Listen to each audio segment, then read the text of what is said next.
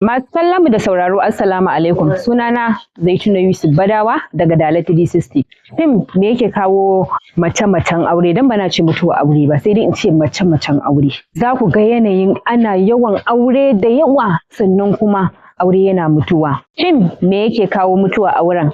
Rashin haƙuri ne ko kuma wani abin ne daban. Za ku ga saurayi da budurwa in sun haɗu a waje. Soyayya ruwa-ruwa, ba ta son laifinsa, baya son laifinta.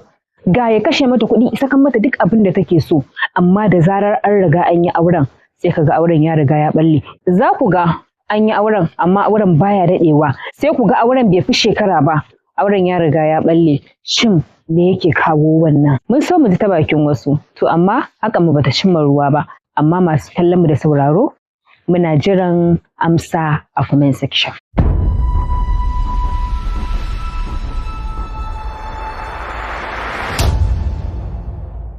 Dala 360 tashar albarka. Danna mana subscribe sannan ku danna karawar sanarwa domin samun sanarwa a duk lokacin da muka saki sababbin shirye-shiryenmu na labarai, rahotanni kuma sharhi akan al'amuran yau da kullum.